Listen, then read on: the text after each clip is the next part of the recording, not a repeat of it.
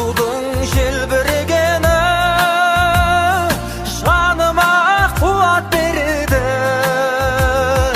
Таласқа түссе жан мен ту, жан емес маған керегі, көк тудың желбірегені.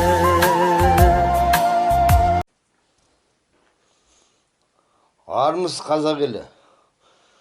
Мен Мерген Казхунтур деген блогермін. Бүгін енді келесі бір видео шығайын деп жатырмын.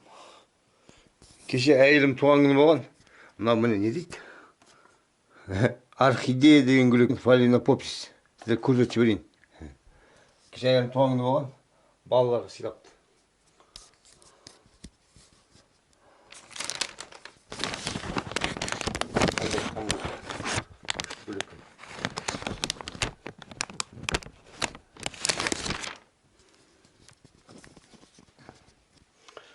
Бигінің ішіне түсіп қойайын.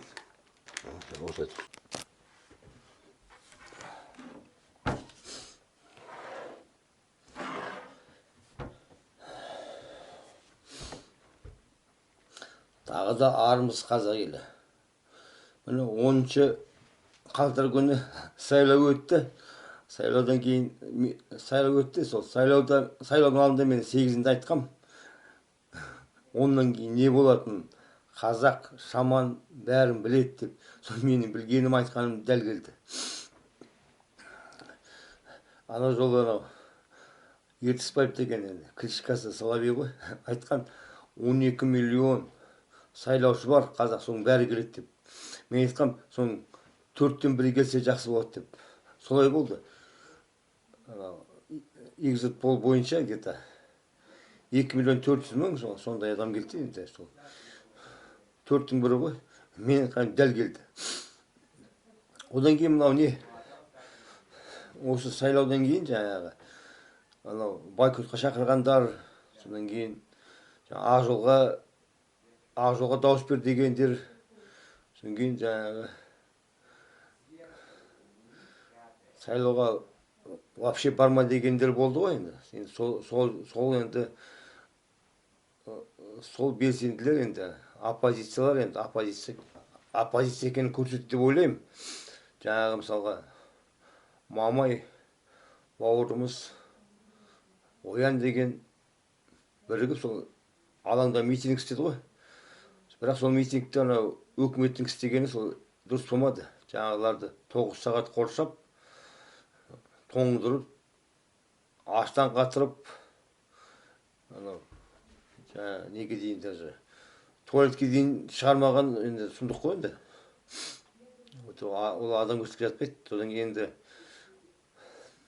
ойлайсың, Тоқаев қайда істеп отырған бе, елге соның өзі ма деп. Содан осындайлардан енді халық көріп отырса кімнің кім екенін. Так мына биліктің істемеген жоқ қой, қаншама осы 2 жылда қазір. Халықты шындықтан айырды. Халық сенуден қалды. Бұл енді халыққа жасаған өте жаман қатыгездік деп ойлаймын. Сұмырайлықта. Ол енді қатты айтсам енді айтпай қой, енді бәрі біліп жатыр ғой кім екенін. Енді өте жаман нәрсе көрші. Халыққа істеген қастандық деп айтамын да. Енді осыдан кейін жаңағы осындай сұрақ туады, бізде оппозиция бар ма деген. Бұрынғы оппозициялардың бәрін көрдік қой жаңағы. Олардың бәрі өтірік. Үш әріптің адамдар екенін адамдар болып шықты ғой. Енді қазірше енді әзірше менің байқағаным осы енді оған тоже енді қазір мен де сенуден қалдым. Қазір енді кімге сенерін білмейсің енді. Бірақ енді бір жағынан осы жаңағы былтырғы президент сайлауы, қазіргі сайлау болғанда жақсы, кімнің кім екенін бізге көрсетті. Енді осыдан кейін жас буындар мысалы ДПК дейді, Мамай бастаған партия, енді партия болған жоқ енді, сонда енді осы Мамайдың маңайына жастар жиналып жатыр, оппозиция жастар жиналып жатыр деп ойлаймын. Оян қазақ деген. Өйткені бұрынғы ескі биліктегі оппозициялардан бәрі ол кім екені белгілі. Олар даже оппозиция айтуға да болмайды.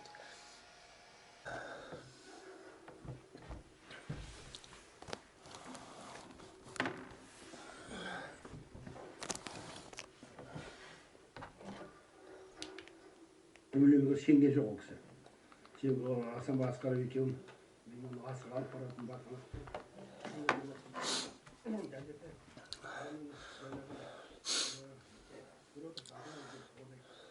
Енді сол Қазақстанда оппозиция бар деп айтуға болады шығар, жастардан шығып жатыр мысалға. Енді анау енді шетелде жүргендерде мысалы Бәсен айта аламын, Әбіләзовты айта аламын, ДВК-сын. Солар оппозиция деп айтуға болады. Бірақ енді ДПК Мамай мен ДВК Әбіләзовтың арасында бір-бірін жамандап шайқасып жатқан жағдай көрінеді. Ана Әбіләзов ДПК-ны қолдамайды, биліктің партиясы дейді енді. Тоже онда. Мына Мамайдың сөзіне қарасаң, бұл да енді билік, нағыз оппозиция сияқты. Енді осы видеодан кейін енді өздерін көрістір ғой, кімнің нағыз оппозиция екенін. Бірақ мен ойлаймын, екеуі де оппозиция деп. Өйткені істері сол оппозиция екенін көрсетіп жатыр. Іс-қылықтары да, жасаған жұмыстары. Әбіләзовтың еңбегі көп қой, баяғыдан бері жұмыс істеп жүр, оны да ұмытуға болмайды. Бірақ енді қазір ДПК конкурент қой жастар. Сол бір-бірімен келіспеушілік болып жатқан сияқты. Енді Бәсен олар тоже ұлтшыл деймін, ұлтшыл жаңағы елім жерім деген блогер сияқты. Бірақ орысша сөйлегеніне қарамастан. Мәселе орысша сөйлеген емес қой, енді мәселе не ғой, жаңағы көзқарастарында ғой. Сол нағыз оппозиция сияқты. Мен мынау енді жылқышыбай деген біреуді постоянно көрем. Бүгін жаңағы Мамай байқап қалдым, кіріп жаңағы видеосын көріп, кім екен деп танысып жатырмын. Осыдан 6 ай бұрын түсірген видео екен, жаңағы Мамайдың өзінің өмірі, жаңағы жұмыстар туралы айтты. Анау Жылқышыбай деген жынды не екен, журналист, психолог, күшті сұрақтар қойды. Бірақ Мамайда жақсы жауап берді деп ойлаймын. Енді осы видеода не айтпақшымын? Жаңа Мамай Әбіләзовты блогер деп отыр. Енді ол блогер деген не? Тележурналистерді айтпайды. Ол нағыз халықтан шыққан, халықтың ар намысы блогерлер. Халықта осы не ғой, жаңа осы мен өзі блогер болғалы 2-3 рет информационный соғыс болды. Сонда жаңа блогерлер жаңа елдің, халықтың, қазақтың намысын қорғап жүргендер. Журналистердің ешқайсысы қорғай алмайды олар. Мынау Жылқышыбай енді жаңағы сұрақ қойып отыр, бірақ бұл блогер емес, блогер ешқашанда бола алмайды. Бұл өйткені не ғой, тележурналист, прессаның адамы. Блогерлерде мысалы мен блогерде мысалы мен айта аламын, жаңағы лайф қызы Ренат деген бар. Сол блогер деймін. Содан Руслан Жампиев деген бар. Соны блогер деп айта аламын. Өйткені блогер деген жалғыз адам. Оның жанында өріп командасы артынан ақша тіреп тұрмайды. Өзінің жаңағы талантымен, еңбегімен блогер болады. Блогер болу үшін мысалға, блогер деген ол халық журналисті деген, халықтың арасынан шығу керек. Блогер болу үшін 5.000 ба, 7.000 подписчигің болу керек. Соны ғана блогер дейді. Халықтың арасынан шығу керек. Қарапайым халық болған, не? Телевидениенің оқымаған, телевидениенің ақшасы артынан тіреп тұратын, оларды блогер демейді. Қазір бірақ ютубта қаптап кетті, сондайлар жаңағы. Орал Ғазин дейм ма, мына жігіттер осындай блогер сымақтар. Олар блогер емес.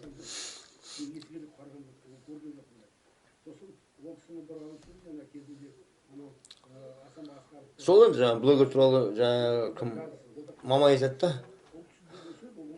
Әбіләзов саясатшыл емес, блогер дейді, қарапайым блогер дейді. Әбіләзов вот нағыз не саясатшыл, мен блогер деп айта алмаймын. Өйткені блогер болу үшін жалғыз болу керек. Әбіләзовтың артында қаншама ақша и қолдау тұр деп ойлаймын. Ол енді блогер емес онда. Блогер деген ол елдің, жердің, халықтың ар намысы.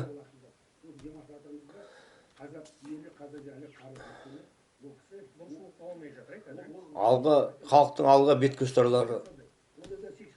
Мысалы мен Руслан Жампиевті ең адал бірінші қазақ деп есептеймін. Екінші қазақ мен. Блогер болу үшін адал болу керек. Енді блогердің әртүрлі бар ғой. Бірақ енді нағыз елім жерім дейтін блогерлер. Енді елім жерім дейтін шығар, жаңағы Руслан Жампиев. Бірақ енді таза болу керек, не болу керек, жаңағы честный болу керек да.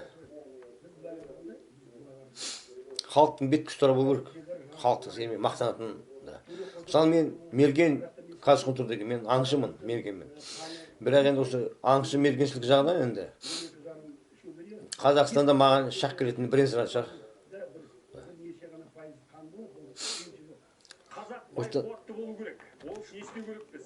Әрине, 4 түлікті көбейту парызымыз. Бүгінде қомақ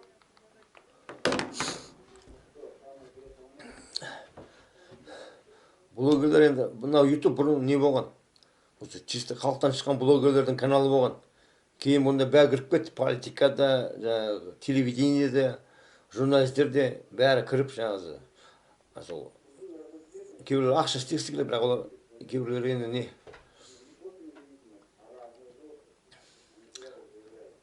Танымал болғысы келеді, кейбіреулер ақша істегісі келеді. Сол ғой қазір.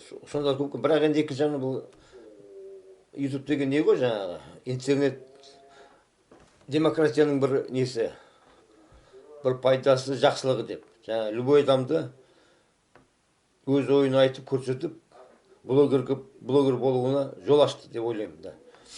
Біз енді қазақтарда сол енді бар енді блогерлер. Содан жаңағы Жылқышбай деген осы каналына кіріп, уақыт көрсетеді деген екен, арна екен да. Жаңа Мамайға сұрақ қойып, күшті не алды, жауап алды да. Енді Мамайды осыдан қарап, мен енді точно айтылмаймын, уақыт көрсетеді ғой. Оппозиция екенін түсінген сияқты болдым енді. Өздеріңізде көрістір ғой. Оппозиция ма, шын ба, дұрыс па дегендей да. Бірақ Әбіләзов бұл кісіні оппозиция емес дейді, биліктің адамы дейді, хрен знай енді. Меніңше нағыз оппозиция, осы кеше 10-да болған жаңа митингтен кейін мен бұны қазақтың оппозициясы бар деп есептей аламын. Қазақтың оппозициясы деп айтуға болады.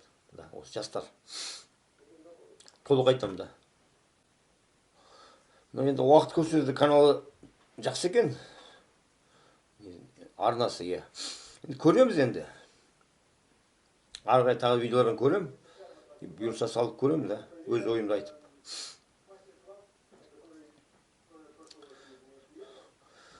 Соң алдан осы ставка сияқты қосып отырған ғой. Өз ойымды айтып. Мамай туралы, Әбіләзов туралы, Бәсе туралы. Ана Ермек Нарамайды айтпай қойын жете ол не? Күдікті адам. Ана сайлауда айтқаны мен мына сайлауда айтқаны екеуі бір. Один в один деді ғой да. Содан кейін мен қазір оған жерде күдіктеніп отырмын оны. Бұл оппозиция деп айтуға. Жақсы. Аман есен болыңыздар. Арлы намысты болыңыздар. Қазақты тәңірім, аспанымыз әрқашан мәңгі көк аспан болсын. Алғыс, сау болыңыздар. Алғыс.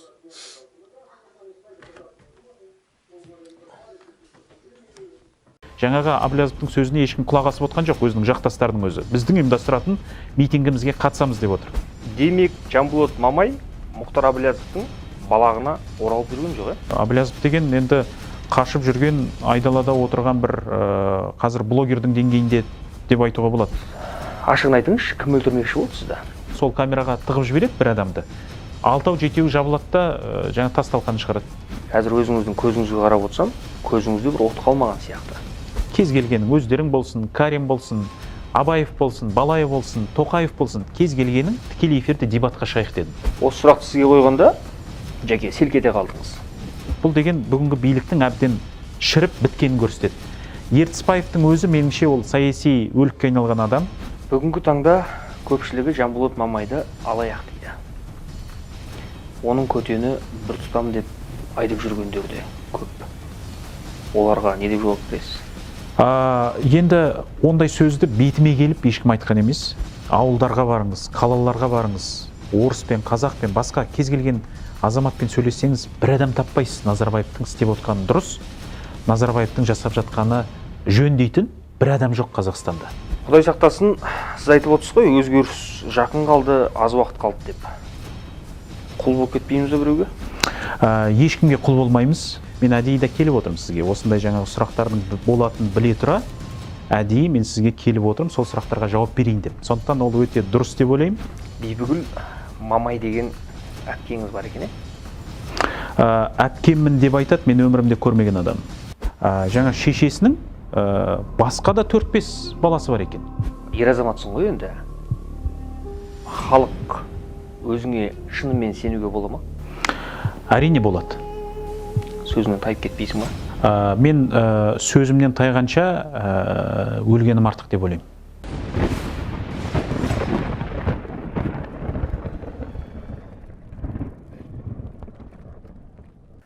Армысыздар, бүгін бізде қонақта қоғам белсендісі, саясаткер, журналист Жанболат Мамай.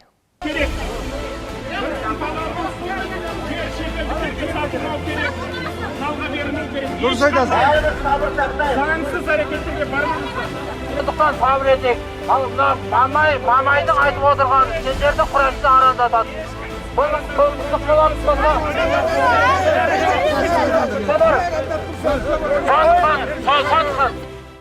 Жәке, сізді көргеніме қуаныштымын. Шын жүрегіммен. Енді біз сұхбатқа шақырғанда көпшілік қашып жатады. Бірден келісім бердіңіз, соның себебін түсіндіріп кетсеңіз. Мен журналистерге өзің сияқты ойын батыл айтып, осындай ашық сұхбаттарды ұйымдастыратын азаматтармен пікірлесуге әрдайым ашықпын, дайынмын. Керемет. Сізді біреулер қоғамдық белсенді дейді, журналист дейді, саясаткер деп жатады. Жалпы өзіңізді кім деп есептейсіз? Қазір енді менің атқарып жатқан қызметім әрине бұл саяси қызмет. Өйткені біз ашық қазір билікке таласты бастадық деп айтуға болады. Өйткені мына партияның негізгі мақсаты, негізгі функциясы ол билікке келу. Яғни мен қазір ашық саяси күресте жүрген адаммын. Енді осыған дейін әрине журналист болдым, бірақ 2017 жылдан бастап маған Қазақстанның аумағында журналистикамен айналысуға тыйым салып отыр. Қазір мен Қазақстандағы жалғыз тыйым салынған журналистпін деп айтуға болады осы. Барлығымыз дәріленбеген семіз ет жегіміз келеді. Бірақ достар, біз оны қайдан табамыз? Сіздер үшін 24 сағат maltabu.kz сайты жұмыс жасап жатыр. Ешқандай делдалсыз өздеріңізге керекті 4 түліктеріңізге қол жеткізе аласыздар. maltabu.kz сіздер үшін 24 сағат жұмыс жасайды.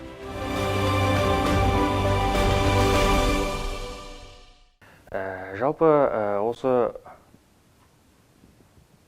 митингке шыққандардың барлығын ұстап жатады. Оны көзіміз көрді, осы жақында ғана. Бірақ сол жерде өзіңізге ешкім тиіспейді. Бір артыңызда сіздің бір құдды бір қорғаныңыз бар сияқты.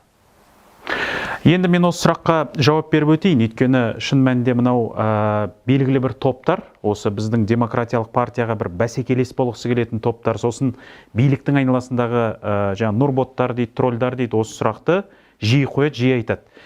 Неге 6 маусым күні ұсталған жоқ дейді. 6 маусым күні біз ұсталдық. Іс жүзінде ұсталдық. Өйткені мына Құрманғазы мен Достықтың қиылысына келген кезде бізді жаңағы ондаған енді ОМОНның қызметкерлері бар.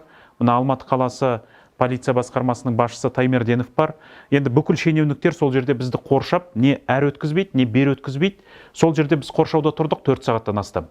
4 сағаттан астам бізге жаңағы мына Алматы қаласының басшылары тараңыздар, қайтыңыздар, қазір кетіңіздер, біз сіздерді қазір жіберуге дайынбыз, тек қана үйлеріңізге тараңыздар деп, сол жерде 4 сағаттан астам уақыт бізге үгіт насихат жүргізді деп айтуға болады. Біз айттық, біз қайтпаймыз, осы жерде тұрамыз. мына басқа біздің біліп тұрмыз, мына Абай мен Фурмановтың қиылысында, содан кейін Төле би мен Достықтың қиылысында біздің жақтастарымыз жиналды. Мына билік митингілерді жалпы өткіздірмеуге әбден машықтанып алды. Полициясы бар, жаңа күштік құрылымдары бар, бір-бірімен қоспай адамдарды әр жерде ұстап тұрды. Әйтпесе 6 маусым күні шамамен 1000-ға тарта адам шықты деген менде қазір ақпарат бар. Міне сол жерде біз 4,5 сағат бойы тұрдық, қайтпаймыз дедік, тікелей эфирде алматылықтарға үндеу тастадық. Біз міне осы көшенің бойында тұрмыз, шығыңыздар, жаппай шығыңыздар. 5000, 6000, 10000 адам болатын болса, ешқандай полиция тоқтата алмайды. Сол үндеуімізді айтып тұрдық, қайтқан жоқпыз. 4,5 сағат бойы сол жерде өзіміздің пікірімізді айтып, ойымызды айтып, тікелей эфирде халықпен осылай жаңағы сөйлесіп тұрдық. Енді неге ұстаған жоқ? Өйткені билік өте қуланып алған. Ан жерде мені ұстаса, үлкен дау-дамай болады. Шетелдік журналистер бар, халықаралық ұйымдар бар, қоғам белсенділері бар. Барлығы енді жаңағы мені ұстаса айғай шу көтереді. Одан кейін бұның жаңа рейтингісі артып кетеді дейді. Билік енді әбден қуланып алған ғой. Сол үшін сол жерден әкетпей, бірақ жаңағы қозғалысымды бәрібір шектеп тұр. Бір жағынан ұстамаған сияқты, бірақ екінші жағынан жіпсіз сол жерде байлап тұр ғой. Ал соны мынау әдейі ертең әңгіме болсын, дау болсын. Міне бұны ұстамайды, бұны қамамайды, бұны отырғызбайды деп дау болсын деп жасап отырған мәселесі. Ал бірақ сол күні Алматыда енді біздің демократиялық партияның белсенділері ұсталды. Астанада мысалға Ербол Ален деген Демпартияның сол жақтағы жетекшісі 15 тәулікке қамалды. Мұратбай Жұмағалиев деген азамат 10 тәулікке қамалды. Шымкентте қамалып жатыр. Біздің жақтастарымыз жан-жақта қамалып жатыр. Ал бұл биліктің жасап отырған арнайы тактикасы. Дәл қазіргі осы митингідегі. Сіз айтып жатсыз ғой, мені ұстамауының өзіндік себептері де бар, оны түсіндіріп кеттіңіз. Бұл сіздің жай ғана сылтау емес па?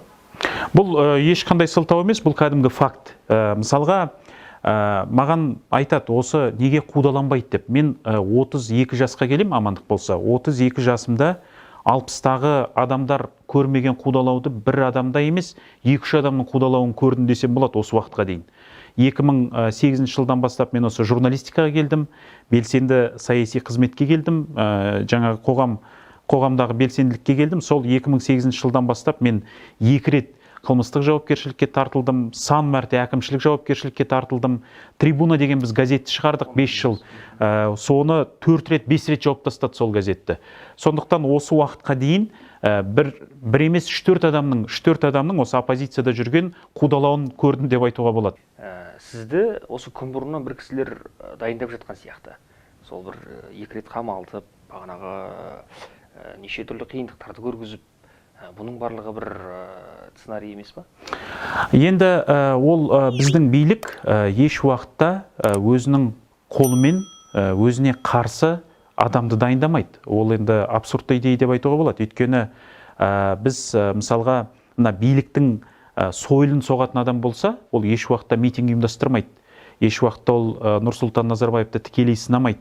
Еш уақытта оның отбасы мүшелерін сынамайды, және бүгінгі авторитарлы жүйеге тікелей ашықтан ашық қарсы сөзін пікірін айтпайды. Мысалға, сіз өзіңізде біреуді дайындасаңыз, баптасаңыз, бірақ өзіңізге жаңа қарсы әрекеттерге барғызбайсыз ғой. Ол енді диктаторлық елде ол мүлдем олай болуы мүмкін емес. Мүлдем мүмкін емес. Сондықтан енді біз осы уақытқа дейін мен қалай өзімнің ойымды ашық айтып келдім, тура сол өзімнің позициямда келе жатырмын. Одан еш уақытта айнымаймын, ауытқымаймын, және принципті түрде мен Қазақстаннан кетпей отырмын, принципті түрде. Өйткені мен 2012-де де кетіп қалуыма болатын еді. 2017-де де кетіп қалуыма болатын еді. Одан кейін де кетуіме болатын еді. Шетелден өзімнің пікірімді айтуыма толық мүмкіндік бар еді. Өйткені мен мысалға саяси баспана алуға шет мемлекетте, сол жерде өмір сүруге толық мүмкіндігім бар. Өйткені жаңағы мені барлығы біледі осы саяси тұтқын ретінде. Бірақ мен осы Қазақстанның ішінде күресуге бел байладым, ашық. Өте керемет. Сіз 2020 жылы ақпан айының 22-сі күні халықты митингке шақырдыңыз. Осы айдың 6-сы күні сіз шақырдыңыз митингке. Бірақ Мұхтар Әблязов та сол күні шақырды. Бұл жалпы сәйкестік пе? Енді 22-ші ақпан бойынша мен сізге айтайын, 22-ші ақпан күні біз съезд өткізуіміз керек болатын. Демократиялық партияның алғашқы құрылтай съезін өткізуіміз керек болды. 1000-ға тарта адамды біз дайындадық, делегаттарды. Ол съезді өткіземіз деп біз күні бұрын шамамен 6 қаңтарда жарияладық. 1,5 ай бұрын жарияладық. 15 күннен кейін Әблязов шығып, мен сол күні митинг өткізем деп шықты. Әдейі тура сол күнге митингіні қойды. Жақсы, біз оған ешқандай қарсылығымызды білдірген жоқпыз. Енді өзі солай әрекет еткісі келсе, өзінің шешімі болар деп. Бірақ бір апта қалған кезде, осы съезге бір апта қаларда біздің белсенділерімізді жаппай қудалады. Жаңаөзенде Мұратбай Жұмағалиев деген азаматтың автокөлігін өртеді. 4-5 қылмыстық істер қозғалды біздің белсенділерге қарсы. Жаппай жаңағы әкімшілік жазаға тартыла бастады, түрмеге отырғызыла бастады. Тек қана мына батыстың 4 облысынан 100 адамнан астам біздің белсендіні Алматыға жібермей тастады. Пойыздардан түсіріп алды, ОМОНдар қоршап тұрды. Қостанайда сондай жағдай болды, Таразда сондай жағдай болды. Мына Қызылордада, бүкіл Қазақстанның аумақтарында біздің жақтастарымызды демократиялық партияның съезіне қатыстырмас үшін Назарбаевтың билігі қудалауды ұйымдастырды. Біз соған қарсылық ретінде 3 күн қалған кезде мынандай жаппай қудалаудың тұсында съезд емес, митингге шығамыз деп өзіміздің сөзімізді айттық. Митингіні біз сол күні ұйымдастырдық, шықтық. Ал енді 6 маусым бойынша бұл сәуір айынан бастап біз осы митинг мәселесін көтердік. Өйткені мына карантиннің тұсында экономикалық жағдайы құлдырап кеткен халық өте көп қазір. Соның ішінде негізгі біздің ұранымыз болды осы 6 маусымдағы митингіде. Біріншіден, ол халыққа несиелік амнистия жариялау, екіншіден, ол жерді шетелдіктерге сатпау, жалға бермеу, және үшіншіден, Макс Боқаев бастаған саяси тұтқындарға бостандық. Міне, негізгі мәселенің бір ретінде экономикалық талап болды, бұл несиелік амнистия жариялау. Сол сәуір айынан бастап көтерілген тақырып болды, және біз айттық, қалай Қазақстанда төтенше жағдай аяқталады, біз сол күні митинг жариялаймыз дедік. 11 мамыр күні төтенше жағдай аяқталды. Біз сол күні митингімізді жарияладық. 6 маусымға қойдық. Аблязов 19 күні эфирге шығып айтады, бұл биліктің митингісі, бұл митингге бармаңдар, қатыспаңдар. Сендер жаңағы бұл Демпартияның ұйымдастырып отырған митингіне қолдау көрсетпеңдер деді. Митингге бір апта қалған кезде эфирге шығып айтады, жоқ, біз митингге шығуымыз керек, баруымыз керек дейді. Неге ондай шешім қабылдайды? Өйткені бізге сол өзінің жаңағы қасында жүрген жақтастар осы Қазақстандағы айтады, олар жабық сауалнама жүргізіпті өзінің чаттарында, телеграм чаттарында, ватсаптарында.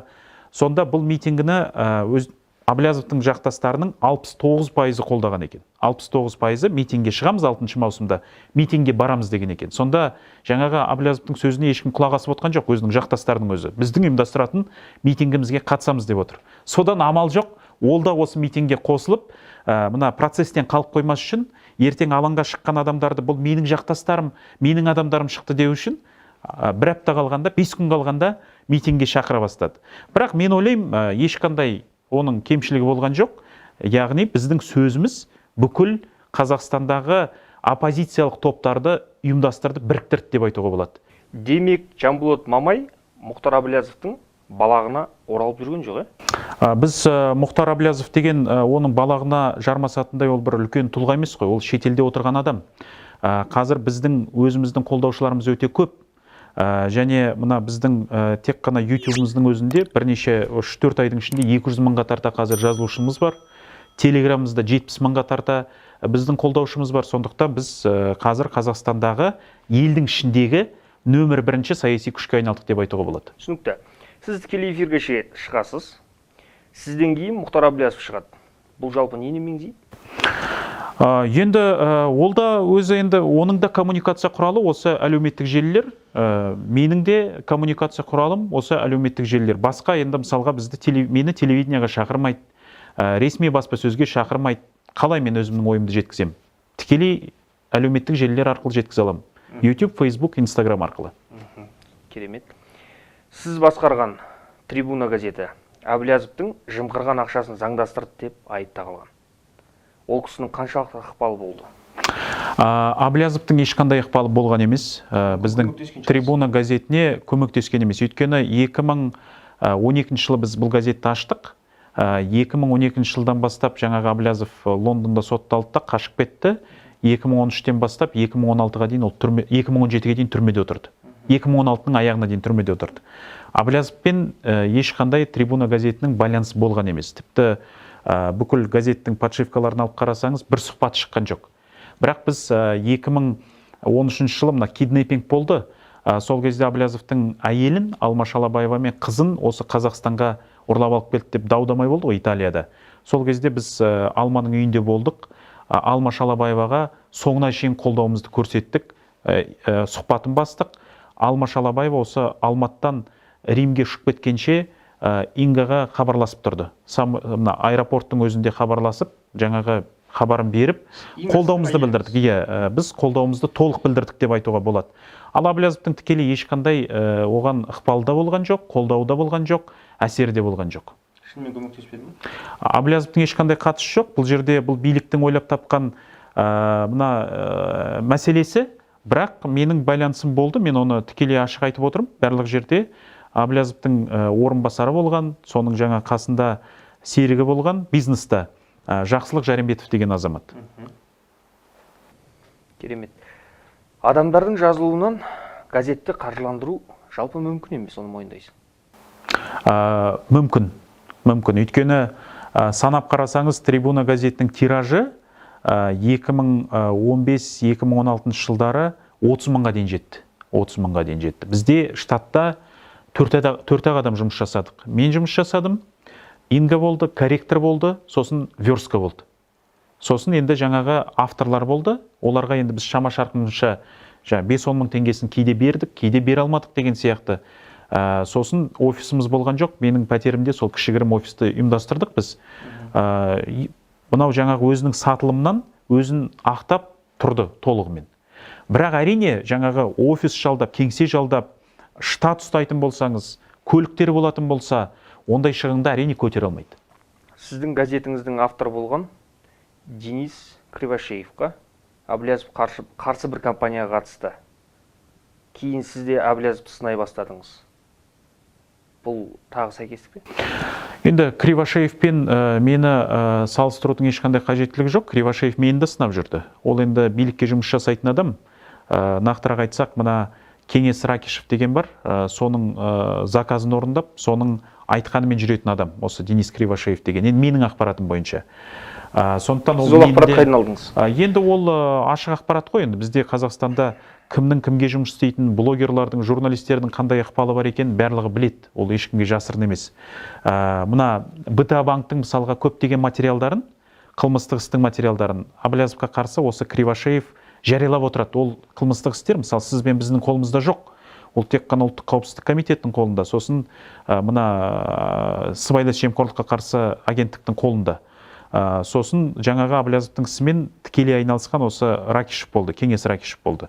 Сондықтан енді менің топшылауым бойынша және менің ақпаратым бойынша соған жұмыс жасайтын адам. Ол маған да қарсы сындарын айтып жүреді. Сондықтан Кривошеевкен менің ешқандай қарым-қатынасым болуы мүмкін емес. Ал енді мен Әблязовқа қарсы сынымды тек қана оның сыны басталғаннан кейін жауап ретінде айтып жүрмін. Жауап ретінде оның өзінде барлық сынына жауап беру мүмкін емес. Ол деген жаңағы ешқандай дәлелі жоқ, аргументі жоқ. Күндіз-түні осы қазір қарап отырсам, митингіден кейін соңғы бір аптада күндіз-түні Назарбаевтың бәрі жайына қалды. Күндіз-түні мені сынау екен. Күндіз-түні маған қарсы ақпарат. Демек, сіз мақсатыңызға жеттіңіз? Мақсатыма жеткенде, әрине мен өзімнің мақсатыма жеттім деп ойлаймын. 6 маусымда біз жақтастарымыз шығардық. 11 қалада митингімізді өткіздік. Ойымызды, пікірімізді айттық. Бүкіл мемлекеттік аппарат аяғынан тік тұрып, сол митингіден үрей қашып, барлығын жаңағы қарсы ұйымдастырды. Соған қарамастан азаматтар шықты. Сондықтан мақсатымызға жеттік деп ойлаймын. Енді сіздің енді ашығын айтайын жәке. О бастан өзіңіздің мақсатыңыз Әблязовтың назарын сіз жаққа қарай аудару болса керек. Әблязовтың назарын аударатындай мен үшін ол бір үлкен маңызды тұлға емес. Әблязов деген енді қашып жүрген, айдалада отырған бір қазір блогердің деңгейінде деп айтуға болады. Ол тіпті бір саяси күш деп айтуға да келмейді. Меніңше мысалға Әблязовтан көрі мына көп жұмыс атқарып жүрген және өзіндік позициясын айтып жүрген мен мысалға Айдос Садыковты сыйлаймын. Ол енді бір жаңағы көре алмастықпен анаған соқтығып, мынаған соқтығып отырған жоқ. Өзінің ісін Назарбаевтың билігіне қарсы күресін жалғастырып келе жатыр. Ал Әблязовқа қарасаңыз, айналасында қазір ешкім жоқ. Мысалға мына Франция түрмесінен шығаруға ат салысқан Әблязовты Евгений Жовтис болатын. Мына әйелімен дау-дамай болған кезде араласқан Евгений Жовтис болды. Литвада Әблязовтың жаңағы балдызын Сырым Шалабаевты құтқарып қалуға тікелей араласқан Евгений Жовтис болды. Былай қарап отырсаңыз, Жовтис осы Әблязовтың ісімен осы жіті араласып, егжей-тегжейлі араласып, көп көмегін сіңірген тұлға ғой. Ал енді соны биліктің жансыз дейді, билікке жұмыс жасайды дейді. Енді одан кейін қандай ол жаңағы диалог болуы мүмкін, әңгіме болуы мүмкін? Керемет. 2017 жылы қателеспесем, сіз Жұлдыздар отбасы журналына Қанат Тілеухан мырзаға сұхбат берген едіңіз. Ол кезде тергеу изоляторында жаттыңыз. Сонда сіз менің жеке өміріме қауіп төніп тұр деп едіңіз. Жалпы, иә. Ашығын айтыңызшы, кім өлтірмекші болды сізді? Мен сол 2017 жылы ақпан айында түрмеге түстім. 3 күн жаңағы мына ДВД-ның изоляторы бар, оқшаулау орны, сол жерде отырдым. 3 күннен кейін тергеу изоляторына апаратына С-18 деп аталады, Грэс жақта, 70-ші разъезд жақта. Сол жерге орналастырғаннан кейін жалпы өз тәртібі солай түрменің. Мысалы, адам келіп орналасады, 15 күн карантинде жату керек. 15 күн жаңа карантинде оның ауру сырқауы бар ма, басқа қандай істері бар, бәрін тексереді. Мені 15 күн емес, 2 күн, 3 күннен кейін бірден жаңағы жоғарға көтереді. Жоғарға көтеріп, карантиннен алып кетеді. Мына түрменің тәртібі бойынша, мысалға мен бұрын соң сотталмаған адаммын. Одан кейін мына түрменің әкімшілігіне қызмет еткен жоқпын, бір қылмыстық ортада болған жоқпын. Соған қарамаса мен алатта мына добровольный помощник администрации деп атайды. Яғни мына түрменің тілімен айтқанда ешкілер дейді оларды. Сол ешкілердің қасына отырғызады, 7 ма 8 адам ба. Сол жерде жаңағы 3-4 күн жаңағы ұрып соғу фактілері болады. Өзіңіз ұрды, иә? Иә, сол 7-8 адам жабылып. Мына қылмысыңды мойында, жаңа қол қой, барлығын мойныңа ал, соны талап етіп отыр деп, жаңа тергеушілер соны талап етіп отыр деп, сол жерде осындай азаптау фактілер болады. Кейін мен оны мүмкіндік тауып, өзімнің қорғаушыма айтып үлгерем, Жанар Балғабаева, ол кірет, сол дүйсенбі күні. Соны айтқаннан кейін барып, ол халықаралық қорғаушыларға шығады, журналистерге шығады, үлкен дау-дамай болғаннан кейін барып, амалсыздан осындай фактілер тоқтатады, азаптау фактілерін тоқтатады. Кейін тура осындай факт, анау Ескендір Ерімбетов деген бизнесмен ұсталған кезде, оған да тура осыны жасайды. Демек, сіз алдын алмаған кезде, Жанболат бүгінгі таңда қазір жер басып жүремейді, еді? Енді кім біледі, ол жағын мен енді нақты айта алмаймын, кімнің қандай ойы болған екен. Бірақ шын мәнінде осындай азаптау фактілер болғаны, ол рас нәрсе. 7 адам бір адамды ұрды дегенді бірінші естіп отырмын өз басым. Енді олар мына түрменің тәртібі солай, мына ешкілер деген, олар мысалға қарапайым басқа сотталушылармен еш уақытта бір камерада отырмайды. Олар бөлек отырады, бөлек тамақтанады, бөлек жүреді. Олар түрменің әкімшілігі не айтады, анау КМБ не айтады, соның тапсырмасын орындайды. Олардың мақсаты солай, мысалға бір адамды сындыру керек болса, бір адамды жаңағы бір кінәсін мойындату керек болса, не болмаса бір талапты орындату керек болса, сол камераға тығып жібереді бір адамды. 6-7 жабылады да, жаңа тас талқаны шығарады. Сізді сол кезде бана соққының астына алды, кәдімгі. Түсінікті. Енді осы шыныңызды айтыңызшы, Жәке. Қазір өзіңіздің көзіңізге қарап отырсам, көзіңізде бір от қалмаған сияқты. Сіз де сынып қалмадыңыз ба? Мен енді күндіз-түні жаңағы осы қызметімен айналысып келе жатырмын. Мен еш уақытта сынбаймын және осы күресімді жалғастырамын. Қарап отырсаңыз, мысалға мен 2011 жылы не айттым? 2020 жылы тура сол позицияда келе жатырмын. Енді оттың қалай жанатын, мен ойлаймын, 6 маусымда біз жақсы көрсеттік. Бүкіл мемлекеттік билік аяғынан тік тұрып, бас прокуратура мәлімдеме жасады. Бүкіл Алматының алаңдарын қоршап тастады, Астанада қоршап тастады. Енді үрейлері ұшты. Әбден қорықты, мынау мыңдаған адам көшеге шығып, биліктің тас талқанын шығарады деп, әбден қорықты Назарбаевтың билігі. Ұйқысы бұзылды деп айтуға болады. Біз от деген сол. Енді от болып бүгін жанып тұрсыз ғой. Бірақ ертең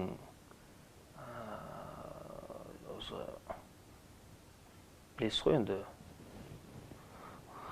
отта бақсайтынын бақсып ұйықта қалып жүрмейсің ба? Қоянды қамыс өлтіреді дейді, ер азаматты намыс өлтіреді дейді. Намыстан артық абыройдан артық, ардан артық биік ештеңе жоқ деп ойлаймын.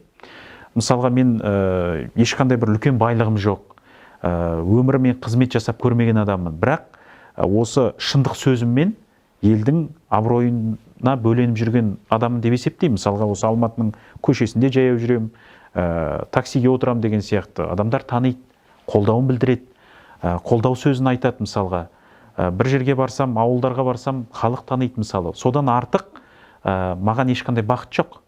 Сіз бүгінде Қырғауылының маңайында тұрасыз, иә? Жоғары жақта. Үйіңіз 30 сотық жеріңіз. Жоқ. Жерің Үйіме қонаққа шақырайын сізді. Үйіңіз 2 этаж. Үйім 1 этаж, қарапайым үй. Қалай сізге фотосын көрсетейін ба, жоқ әлде үйіме бірге барайық? Мен әлде онда сіз қате ақпарат. Сіздің 2 үйіңіз бар шығар бәлкім. Бірақ үйім, менің үйім емес, әкемнің үйі. Осы бір үй, басқа үй жоқ бізде. Біз Қырғауылда тұрамыз. Қасымызда қарапайым қазақтар тұрады. Біреудің времянкасы бар, біреудің 2 этаж үйі бар. 2019 жылы 5 маусым күні өзіңіздің Фейсбуктағы парақшаңызда Мұхтар Шаханов ағамызда туфли жалап кетті деп жаздыңыз. Нешінші жылы? 2019 5 маусым. Иә. Енді бұл сөзіңізді Мұхтар Шаханов президенттік сайлауда Тоқаевты қолдаймын деген сөз үшін айттыңыз ба? Айттыңыз негізі. Сіз кезінде Шахановтың жанында жүріп танылдыңыз. Шаханов атындағы рух пен тіл клубын басқардыңыз. Бұны қалай түсінсе болады? Мұхтар Шаханов ағамыз үлкен ақын, қоғам қайраткері. Мен ойлаймын, осы уақытқа дейін ол өзінің қолдан келгенін барлығын жасады. Неге енді сіз мен қазір жауап берейін. Барлығын жасады, барлығын істеді. Мына мемлекеттік тіл үшін, қазақ тілі үшін. Сосын бір мына клуб бойынша айта өтейін. Рух пен тіл клубын біз 2007 жылы өзіміз құрдық. Оны өзіміздің бастамамызбен құрдық. Мен мысалға соны ұйымдастырып, студенттерді құрып, қасымда тағы бір жігіттер бар. Сосын Мұхтар ағамызға кіріп айттық, біз осындай клуб құрып жатырмыз, батаңызды беріңіз, сіздің атыңызда болсын деп. Жаңа Мұхтар ағам мені шақырып алып, сен құр, сен басшысы боласың деген болған жоқ. Мен өзімнің бастамаммен осындай жобаны қолға алдым. Мұхтар ағаны мен қазір де сыйлаймын, үлкен қазақтың ақыны, бірақ былтырғы сөзі дұрыс болмады деп ойлаймын. Тоқаевты қолдаған дұрыс болмады деп ойлаймын. Мына Мұхтар Шаханов сияқты үлкен ұлы тұлғалар өзінің абыройын сақтауы керек деп ойлаймын. Мына билікке жағымпазданудың, билікті қолдаудың, билікке бір мадақ сөз айтудың қажет жоқ. Меніңше ол Шахановтың өзінің де принципіне қайшы нәрсе, қарсы нәрсе. Сондықтан енді білмеймін, айналасында бір жаңағы сондайға итермелейтін топтар бар ма, болмаса бір аңғалдығын пайдаланатын адамдар бар ма. Енді мысалы қасында сондай жаңағы билікке жұмыс жасайтын кісілер болуы да мүмкін деп топшылаймын. Мүмкін солардың бастамасымен ұйымдастырды ма, бірақ Мұхтар ағаға мен ой салғым келді. Бұндай сөзді билікке жағымпаздануды айтпау керек, қажет жоқ. Жақсы, мақұл, түсінікті. Енді Мұхтар Шаханов деген аты бар осындай дара тұлғамызды ниже плинтус түсіргенің негізі дұрыс болмады? Жоқ, ол ниже плинтуса емес, туфли жалағыш деген енді Мұхтар Шахановтың өзінің айтатын сөзі ғой, әзілдеп. Тыжылар деген өлеңі бар. Оның өзінің жаңағы әзілдеп айтады, әзілшін аралас, бірақ арасы зілі бар ғой енді, туфли жалағыштар деп билікке жағымпазданатын, Назарбаевқа жағымпазданатын, биліктің сойылын соғатын адамдарға өзі сөйтіп айтады. Демек өз қаруын өзіне пайдаланды. Сол кісінің өзінің сөзі. Мен өзіне ой салғым келді. Аға, бұндайды қойыңыз, бұндайды айтпай қойыңыз деп. Байқауымша одан кейін ондай сөзге барған жоқ. Өте керемет. Экс-президенттің экс-көмекшісі Ермұхамед Ертісбаев осы жақында Тұран Таймс сайтына сұхбат берді. Білесіз соны? Сұхбатында менің ендігі миссиям Әблязовтың саяси өлік екенін әшкерлеу деді. Оны өзіңізде оқыған шығарсыз? Тұран Таймс газеті ма? Енді барлығын оқыдым деп айта алмаймын, жалпы естіп жүрмін ғой. Сіз сонымен келісесіз бе? Енді Ертісбаевты мен өз басым бір оның өз саяси өлікке айналып кеткен адам ғой. Жалпы мен бір нәрсе айтқым келеді. Мына сол алаңда тұрып 6 маусымда енді жаңағы мына орынбасарлар бар әкімнің, анау Рахман Алшанов деген бар, Нұр Отанның осындағы басшылары бар. Барлығы тұр, мен айттым, мықты болсаңдар, тікелей эфирде Хабар Қазақстан кез келгенің, өздерің болсын, Карим болсын, Абаев болсын, Балаев болсын, Тоқаев болсын, кез келгенің тікелей эфирде дебатқа шығайық дедім. Елдегі жағдай бойынша. Кредит мәселесі, саяси жағдай. Сонда барлығы күлді, үндемеді. яғни шыға алмайды. Мысалға қарасаңыз, қазір Қазақстанда 100 мың мемлекеттік қызметкер бар екен. Ана ауылдағы кішкентай бір қызметкерден бастап әкімшіліктегі президентке дейін 100 мың адам бар екен. Сол 100 мың адамның ішінен біреу шығып, бүгінгі биліктің позициясын, бүгінгі биліктің саясатын қолдап, соны қорғай алмайды. Мысалы, біреу шыға алмайды. Бұл деген бүгінгі биліктің әбден шіріп біткенін көрсетеді. Ертісбаевтың өзі, меніңше, ол саяси өлікке айналған адам, зейнеткер. Оның жаңағы мен кейбір аргументтерін барлығын тыңдаймын, енді бос сөз барлығы. Бір нәрсе айтқым келеді, Жаңаөзенге қатысты өткенде бір сұхбатын естідім. Жаңаөзенде дейді, мұнайшыларға оқ атуға бұйрық берген саяси басшылық емес, сол жақтағы қарапайым мына полицияның басшылары дейді. Өздері шешім қабылдаған дейді. Сонда мен ана журналист сұрақ қойған жоқ, мен мынандай сұрақ қоятын едім оған. Сол Жаңаөзенде атыс болған кезде ішкі істер министрі ол кездегі Қалмұхаммед Қасымов айтты. Жаңаөзенде оқ атуға бұйрық бердік, Ақтауда көтерілсе тағы да оқ атуға бұйрық береміз деді. Ал енді министрге кім бұйрық бере алады? Әрине, одан да жоғары басшылар. Яғни бұл саяси шешім болды Жаңаөзенде оқ атуға қарсы. Міне сондай бір сұрақты қойсаңыз, бір аргументті айтсаңыз, жаңағы Ертішбаев дейді оны, Геральд Бельгер, ақсақал марқұм. Ертішбаев мәңгүрттігіне қарап, Ертішбаев аузына құм құйылып жым болатын еді. Сондықтан Ертішбаевтан бір мықты дебатқа шығатын, не болмаса биліктің позициясын қолдайтын адам деп мен айта алмаймын. Өте тамаша. Ертісбаевтың сұхбатына қайтадан оралғым келіп отыр. Жанболат Мамайға партия құру әлде қандай оңай? Ол үшін мүдделес қолдаушыларын жинап саяси ұпайға ие болу керек деді. Және партиясын сайлауға дейін тіркеп үлгеру керек дегенде сөз айтты. Үнемі оппозицияны сынайтын Ертісбаев сізге бір кеңес беріп отырғандай көрінді. Бұл туралы не ойлайсыз? Енді Ертішбаевтың мен кейбір сұхбаттарын қараймын. Бір сұхбатында жаңағы тіпті мүмкін келесі Қазақстанның президенті болар, осы Жанболат Мамай деген сияқты бір ойларын айтады. Бұл енді әдейі айтылып отырған ой ғой, бұл да технология ғой. Ертішбаев енді осы биліктің ішіндегі интригаларды, түрлі жаңағы құйтырқылықтарды әбден меңгерген адам. Керемет меңгерген, соның майын ішкен адам. Сондықтан бұл әдейі айтылып отырған сөз. Мына көрдіңіздер ма? Ертішбаев бұны қолдап отыр екен. Назарбаевтың жанында жүрген кеңесшісі бұрынғы қолдау сөзін айтып отыр екен деп, әдейі жасалып отырған технология. Осы сұрақты сізге қойғанда, Жәке, селкете қалдыңыз. Қалай селкеттім? Мен өзімнің ойымды айтып отырмын. Енді мен көрдім жаңағы сіз айтқан пікірді. Менің айтатыным сол, ол жаңағы әдейі жасалып отырған биліктің технологиясы. Тамаша. Мұхтарды адам өлтірді, Бытабанк тартып алды деді. 7 миллиард жымқырды деді. Оған сіз не дейсіз? Меніңше енді адам өлтірді деп неше түрлі айыптарды тағып жатыр. Мен өз басым биліктің сөзіне сенбеймін, биліктің соттарына сенбеймін, прокуратураның сөзіне сенбеймін. Меніңше Аблязов өз-өзін ақтаса, сол шетелде ақтап алсын. Шетелде соттар болуы мүмкін. Соны айтып жатыр ғой қазір ресми бақ. Енді мен білмеймін, ол істі мен қазір қадағалап қарап отырмын деп айта алмаймын. Аблязовтың ісін, басқаның ісін.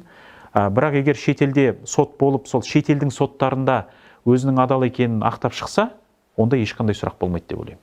Ал Қазақстанның тағып отырған айыптарына, Қазақстанның айтып отырған сөздеріне сену қиын. Егер мысалға Қазақстан билігінің таққан айыптарына сенетін болсақ, онда мен де қылмыскермін, онда Қажыгелдин де қылмыскер, онда Аблязов та қылмыскер, онда жалпы бүгінгі билікке қарсы сөз айтып жүрген адамның барлығы қылмыскер. Сұрақ қойған кезде бағанағы сұраққа әйтеуір жауап табуды қатты меңгеріп алған екенсіз. Контратака дейді ғой. Енді меңгергенде мен шынайы өзімнің ойымды айтып отырмын, сөзімді айтып отырмын, позициямды айтып отырмын. Сондықтан бұл жерде бір арнайы бір курстардан өтіп, арнайы бір дайындықтан өту емес, ол кәдімгі менің жүрегімдегі шын сөзім. Сондықтан оған жауап беру ешқандай қиыншылық тудырып отқан жоқ. Керемет. Мына сұраққа келейікші, бірақ шынайы жауап беруге тырысыңыз маған. Әйеліңіз ұрып кетті деп естігенбіз. Әйеліңіздің денсаулығы қалай қазіргі таңда? Құдайға шүкір, өте жақсы. Қазір жақында сол ұлым дүниеге келді. Рахмет. Аман есен барлығы. Скорыймен алып кетіп жатқан видеосын көріп қалып едік. Жалпы сол кезде шағымдандыңыз ба? Біз ауруханаға бардық, Қарасай аудандық ауруханасына бардық, сотрясение деген қағазын жазып берді. Сол полиция қызметкерлерінің үстінен Наурызбай аудандық полиция қызметкерлер біз арыз жаздық. Сол күні арыз жаздық. Куәгерлер бар, Инганың өзі бар, мен жаздым, қалай болғандығын. Арты не болды? Арты жоқ. Ешқандай қылмыстық іс қозғалған жоқ, ешқандай қудалау болған жоқ. Енді биліктің жасап отырған әрекеті ғой. Келесі сұрақ мынандай сізге. Осыдан бірер ай бұрын белгілі режиссер Болат Атабаев ағамыз денсаулығына байланысты ота жасады, жақсы білесіз оны. Оны Фейсбуктан оқыдық. Кезінде Жаңаөзен ісі бойынша бірге істі болдыңыздар, ағаны болып араластыңыздар. Ағамыздың қалын білдіңіз ба? Ағаммен қазір менің тікелей байланысым жоқ, өкінішке қарай. Енді ол кісі сол Мұхтар Аблязовтың жағында жүрген адам ғой.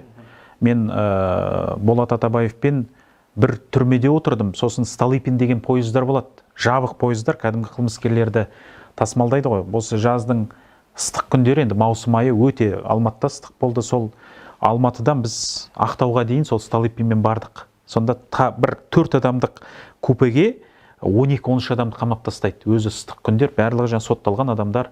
Сонда Атабаевпен бір купеде отырдық, бір вагонда болдық. Бір үзім нанды, бір нан береді, соны бөліп жеген адам мысалға. Мен ол кісіні оның позициясын, оның ойын пікірін мен сыйлаймын. Бірақ енді жаңаға ешқандай дәлелсіз, негізсіз, мені жақсы біле тұра, менің сынбайтынымды, менің позициямның дұрыс екенін біле тұра, әртүрлі дұрыс емес сөздерді айтып кеткенін мен естіп отырмын, біліп отырмын. Меніңше онысы дұрыс болған жоқ. Мен де ол Атабаев сияқты мысалға шетелге қашып кетуіме болатын еді 2012 жылы. Бірақ мен осы елде қалуды жөн деп шештім.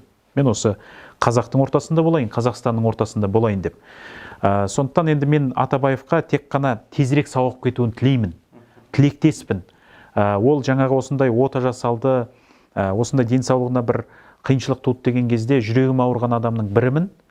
Егер менің тарапымнан көмек керек болатын болса, мен әрқашан ол кісіге қолдауымды білдіруге дайынмын. Қаржылай да дайынсыз. Енді менің қанша қаржым бар, енді 5-10 мың теңгем болса, әрине мен беремін, көмек керек болып жатса. Тілектеспін. Дұға етем, осындай аяққа тез тұрып, қатарға қосылсын, ауырмасын, өмір жасы ұзақ болсын деп. 5-10 мыңмен ештеңе шешілмейді ғой. Енді мен қарапайым қазақпын ғой, менің басқа қандай ақшам бар. Сеніп отқан кәсіпкерлердің бастарын біріктірсеңіз бір 5-10 миллион теңге шығатын шығар деген ойда. Әрине, мен жаңа қажет болып жатса, өзімнің де әлеуметтік желілерімде сондай қолдау сұрауға дайынмын. Бірақ мен бір сұрақ туындайды. Мұхтар Аблязов деген жан серігі бар. Мысалы, осы сұрақты Аблязовқа қойған дұрыс болар. Енді миллиардер болар, мультимиллионер болар. Сол Атабаевқа керек қаржыны мысалға қалтасына суырып беру, оған ешқандай қиыншылық тумайды. Неге берілмеді? Әлде берді ма, бермеді ма, мен білмеймін, бірақ бір ауыз сөз айтқан мен естімеппін. Неге олай жасады? Яғни өзінің қасындағы адамдардың бірде-біреуіне қамқор болатын, соған қолдау көрсетілетін адам емес деп айтуға болады. Немесе Дулат Ағаділді қараңызшы. Дулат Ағаділдің қазір үй құрылысына қайтыс болды ғой марқұм белсендінің. Бүкіл белсенділер Қазақстаннан ақша жинап жатыр. Енді бір кереметтей үй емес қой, зәулім сарай емес, бірақ отбасына осындай үй салып берейік деп астаналық белсенділер жұмыс жасап жатыр екен. Қолдауға тұратыныз. Мысалға Аблязовқа ДВК-ның мүшесі, менің серігім дейді, соған қолдау білдіруге ешқандай проблема жоқ, бірақ қолдау білдіріп отқан жоқ. Түсінікті. Айдос Сарым, Расул Жұмалылар биліктің қолшоқпарлары ма? Билікте жұмыс жасайтын адамдар, иә. Тікелей билікке жұмыс жасайтын адамдар. Расул да, Айдос та ұлттық қоғамдық сенім кеңесінде болды. Қосановтың штабында болды, Тоқаевты мадақтап отыратын, билікті мадақтап отыратын адамдар. Енді оны халықтың бәрі біліп отыр ғой, мен сізді. Керемет. Бүгінгі таңда көпшілігі Жанболат Мамайды алаяқ дейді. Оның көтені бір тұтам деп айтып жүргендер де көп. Оларға не деп жауап бересіз?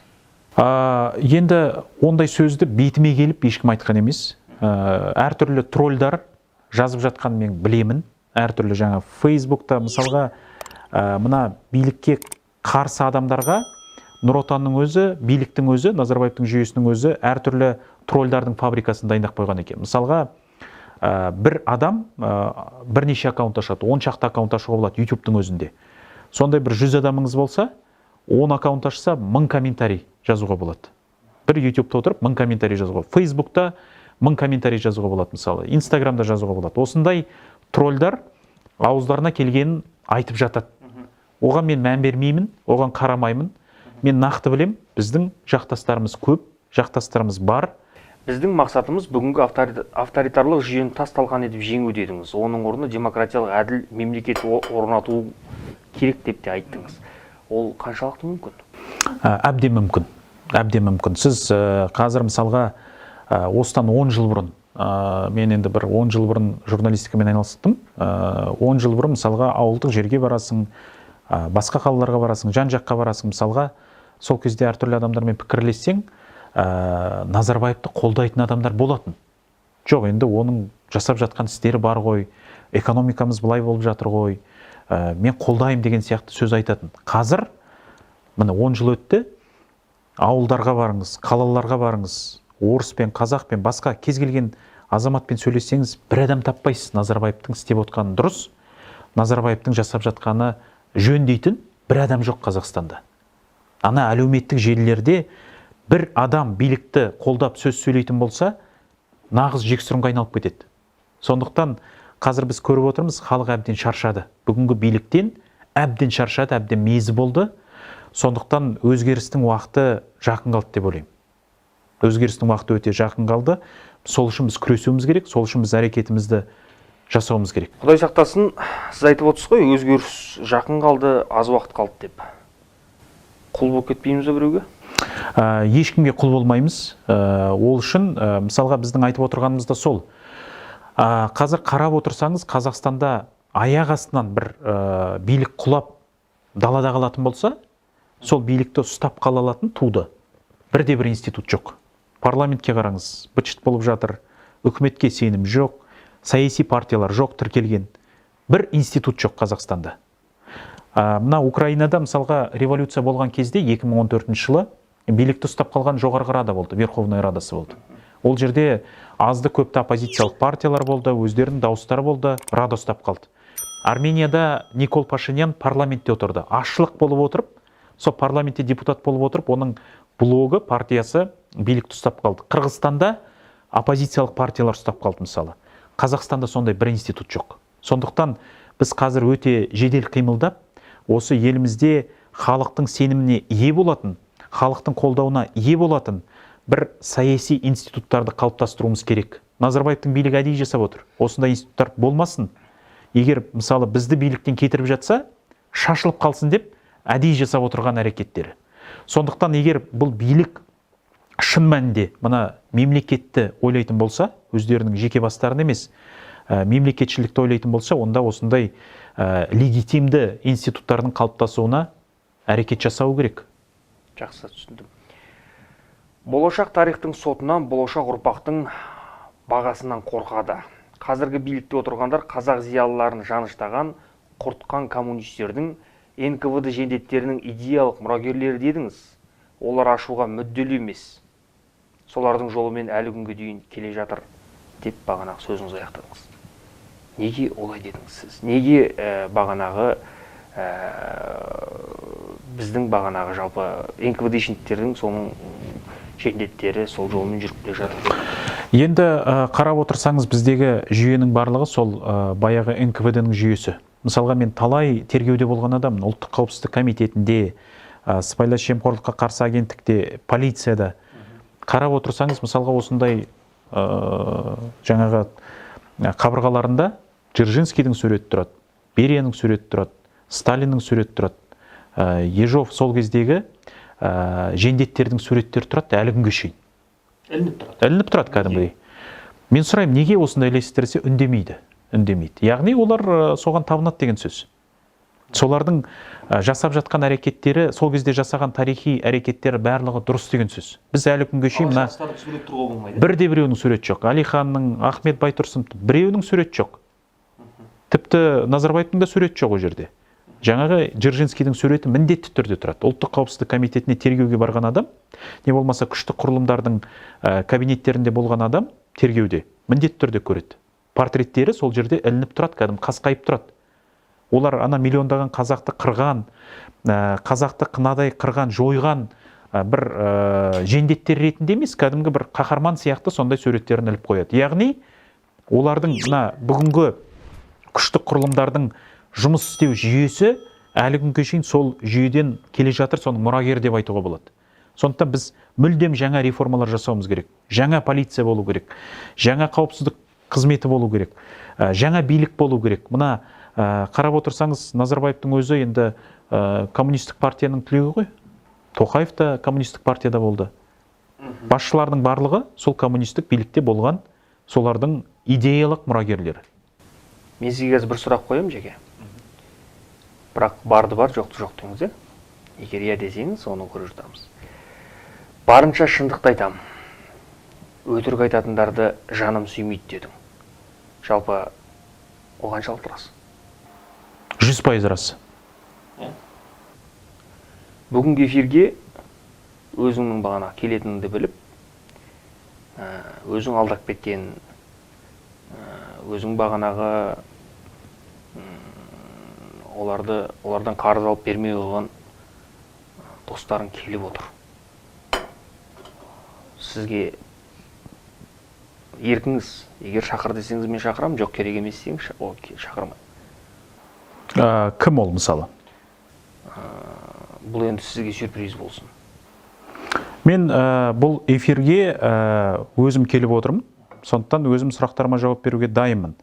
Егер дебат болса, мен әрине оған да шығуға дайынмын.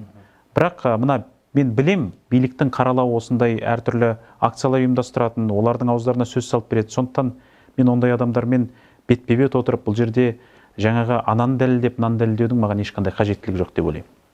Демек шақырмай қой. Әрине, маған ешқандай қажеттілігі жоқ. Бір ауыз сөзіңіз шақырмаймын.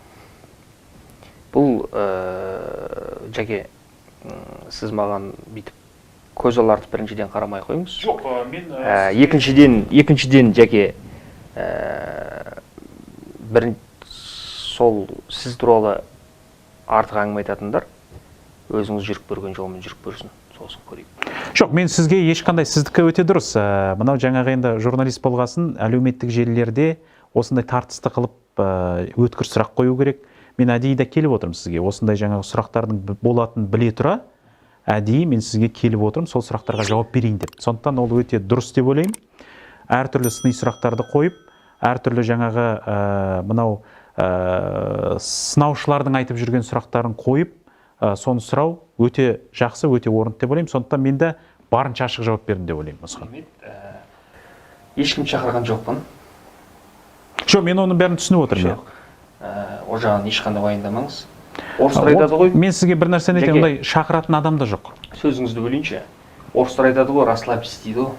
Жоқ, мен ешқандай еркін отыра беріңіз. Ешқандай нем жоқ. Мен өйткені білем, оны шақыратын адам да жоқ. Мен өзіңізді жай сынайын дедім. Келесі сұрағым мынандай. Бибігүл Мамай деген әпкеңіз бар екен, әпкеммін деп айтады, мен өмірімде көрмеген адам. Әкеңіз 3 айлық кезінде бағанағы өзінің әйелін, яғни Бибігүл Мамай анасының ішінде болған тастап кеткен екен, ол рас па? Біріншіден, мен жаңағы Бибігүл Мамай дегенге қатысты өзімнің қысқаша пікірімді айттым осы YouTube желісінде.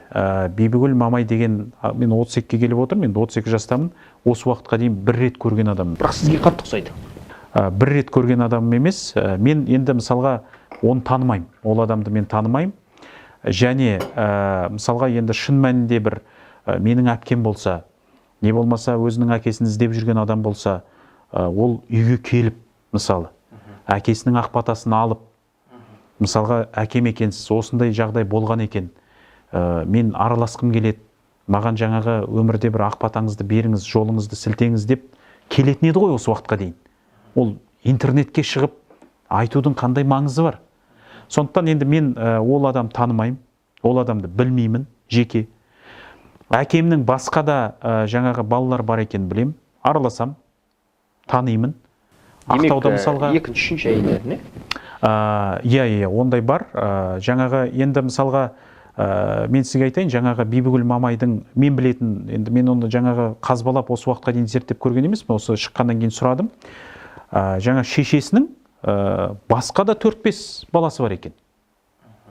Ол енді логикаға сыймайды ғой сонда. Неге олар іздемейді? Неге олар туралы айтпайды мысалы? Жаңа біреудің айтағымен айтып отырған адам ғой. Сондықтан мен ол адамды қабылдамаймын.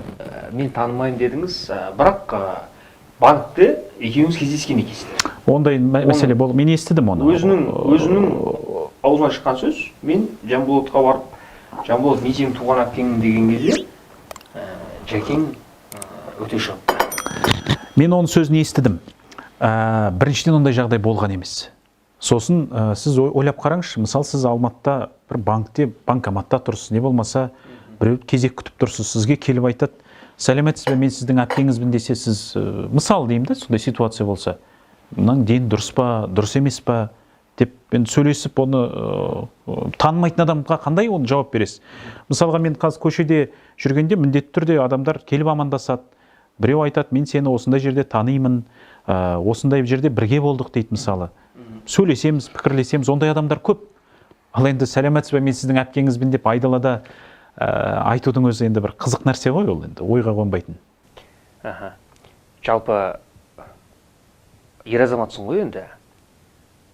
Халық өзіңе шынымен сенуге бола ма? Әрине болады. Сөзінен тайып кетпейсің ба? Мен сөзімнен тайғанша өлгенім артық деп ойлаймын. Өле салған артық. Тірі өлік болып жүргеннен гөрі, қазір енді біздің өміріміз енді басталып жатыр ғой, былай қарағанда 30 жас деген не ол? 40 бар, әлі 50 бар, балаларымыз бар. Ертең мысалға тірі өлік болып, елдің бетіне қарай алмай жүргеннен көрі, өлік біткен артық. Сондықтан еш уақытта біз сатқындыққа бармаймыз. Мен жеке өзім қалай осы позициямда тұрдым, тура сол осы позициямнан таймаймын. Туған әпкесі мойындамаған Жанболат халықты уақытша пайдаланып кетпей ма? Енді ондай кертартпа сөздерді айта беруге болады. Жаңа туған әпкесі, ондай туған әпкесін біріншіден ол танымайды. Мысалға енді аралас құралас болып жүріп, мен шын мәнінде екеуміз бір үйде өсіп, мен бір қиянат жасасам, онда ауыз толтырып айтуға болатын еді. Енді танымайтын адам туралы не айтуға болады? Жанболат Мамай сүттен ақ судан таза, Енді барлығымыздың кемшілігіміз бар. Адам болғаннан кейін кемшіліксіз болмайды, қателіксіз болмайды. Менің де мүмкін шалт басқан жерлерім бар болар. Оны мысалға мен енді әр адамға ол тән нәрсе деп ойлаймын. Жастықпен мен мысалға менің бір үлкен кемшілігім бар. Мен саяси өмірге өте ерте араластым. Мысалға мен 20 жасымнан бастап осы журналистикаға, оппозициялық белсенділікке мен ерте араластым. 21 жасымда Азат ЖСДП деген оппозициялық партияның төралқа мүшесі болдым. Қазақстандағы ең жас төралқа мүшесі мен болдым сол кезде, 21 жасымда. Демек өкінесің? Жоқ, өкінбеймін. Ол мүмкін мен осындай жас кезімнен араласқанымнан кейбір кезде бір қателіктер болған болар. Мен кейбір кезде қарап сараптап отырам. Сол кезде мен осылай жасауым керек деп, мысалға қазіргі жасыммен, қазіргі тәжірибеммен басқаша әрекет етер едім. Бірақ дегенмен мен өкінбеймін. Осы жолымнан таймаймын. Сол 20 жасымнан бастап араласқан жолымнан соңына дейін мен боламын сол жерде. Бағана айтып қалдың ғой, әкемнің балдары көп деп. Дұрыс қой, ер азамат қой енді. Ер азамат ұрпақ қалдыру керек. Өзіңнің де балдарың көп па? Әрине балаларым бар, Құдайға шүкір. Жоқ, үйден бөлек түздегіден айтып отырмын. Бар. Неше әйеліңіз бар? Бір әйелім бар. Тоқал әзірге. Жоқ, енді мен мына осы светский дейді ғой, кәдімгі осы жаңа көп әйел алушылықты заңдастыру деген нәрселерге мен өз басым ол дұрыс емес деп ойлаймын. Біз кәдімгі осы Демек, Инга Иманбайға жүрегің ашық, однолюбсың. Әрине, отбасымды жақсы көрем, балаларымды жақсы көрем, адалмын. Бірақ бүгінгі таңда осындай өзің сияқты азаматтар көп өмір сүрмейді. Қапыда көз жұмады. Содан қорықпайсың ба? Әр адамда әрине, мына адам болғаннан кейін, пенде болғаннан кейін әр адамның өзінің ішінде қорқынышы болады, үрейі болады. Ол енді жоқ емес. Ол мысалы мен қорықпаймын деп айту, ол енді бекер сөз. Әрине әр адам жаңа қорқады, үрейленеді, бірақ ар жағында жаңағы принципті мәселелер болады. Ауытқымайтын, таймайтын өзек болады. Өзегі болу керек, стержень дейді ғой. сол өзегі мықты болса, меніңше дұрыс жолмен ғана жүреді. Сондықтан меніңше мына билік неге қазір мысалға жапа тармағай мені түрмеге отырғыза салмайды. Өйткені олар біліп отыр, қазір түрмеге отырғызса халық қолдайды, қоғам қолдайды, шетелдік ұйымдар қолдайды, халықаралық қауымдастық қолдайды. Сондықтан олардың жаңағы тісі батпай отқаны осы деп ойлаймын. Бір фактор ретінде айтуға болады. Сондықтан мен осы жолымда ашық боламын, ашық күресемін. Қандай да қауіп көтер төнетін болса, мен ашық айтам. Шығам да айтам. Міне, осындай маған қауіп төніп жатыр. Осындай қорқыту фактілері болып жатыр. Мені қорғаңыздар, мені қолдаңыздар деп мен ашық айтамын үнемі. Ертелі кеш баратын жеріміз ғой. Басыңа жиналғандар сен туралы не айтуы мүмкін? Оны сол адамдардан сұраған жөн. Журналистер әттең осы сұрақты қойса, мен жауап беретін едім. Бірақ осы сұрақты қоймайды ғой деп жүрген көкейіңдегі бір сұрақтар бар ма еді? Нұреке, енді өте жақсы сұрақтар қойдыңыз. Мына бүкіл әлеуметтік желілерде, интернетте жинақталып қалған сыни сұрақтардың барлығы қойылды. Мен ақ жүрегіммен барлығына ашық жауап бердім деп ойлаймын. Сондықтан осы сұрақтарыңызға рахмет. Қандай да бір осындай сұрақтар болатын болса, мен жауап беруге әрқашан дайынмын. Сұхбат ұнады ма? Ұнады. Ертең хабарласып, Нұреке, не жерде мен артық айтып қойып, мен отсам мен қишы. Жоқ, Нұреке, ешқандай мен еш уақытта, мен үнемі өзім соған қарсы болған адаммын. Өзім де журналист болдым, өзім де талай сұхбат алдым. Сосын жаңағы адам айтқан сөзіне жауап беру керек деген қағиданы ұстанам. Сондықтан қимай, қалай бар, солай жариялауыңызға толық мүмкіндік бар. Рахмет. Рахмет өзіңіз. Сізді көргенмен қуаныштымын.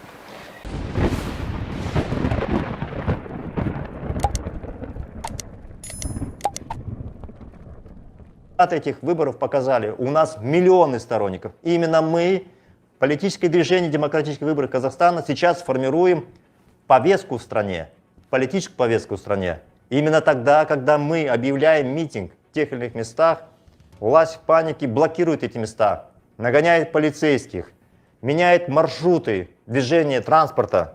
Они все закрывают, там полная экипировка полицейских, маски, они как ходят как марсиане в скафандрах и все прочее. Это именно на наших митингах, больше ни на чьих. А когда такие прокладки типа Мамай, они их окружают и дальше подгоняют журналистов, и они изображают, что они бедные пописать не могли 6 часов.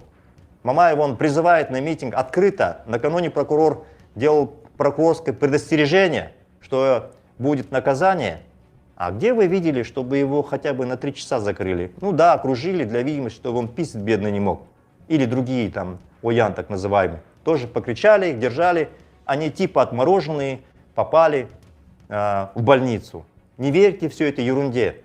Сейчас единственная политическая организация, которая действует открыто, у которой есть программа, это единственная политическая организация, которая объединяет и обладает возможностью добиться того, чтобы этот режим был снесен, это демократические выборы Казахстана. Да, было бы хорошо, чтобы таких организаций было много, но их нет. Их нет, потому что все эти вывески, которые другие существуют, это имитация для того, чтобы раздробить протест, увести в сторону. Поэтому власть и вытащила вот таких людей, которые заявляли о бойкоте. Почему о бойкоте? Потому что им было невыгодно, чтобы миллион людей пришли на избирательные участки, чтобы миллион людей были недовольны итогами выборов, и чтобы миллион людей завтра вышли на митинги. Именно поэтому власть вытащила этих тетушек режима, прокладок режима, которые говорили, давайте бойкотировать или портить бюллетени. Это все провластные люди, все абсолютно. Есть, конечно, отдельные заблудшие, попавшиеся под влияние, которые говорят, давайте, мы же казахи все, давайте вместе, мы тоже граждане. В Нур-Отане тоже граждане Казахстана. Нурсултан Назарбаев тоже гражданин Казахстана.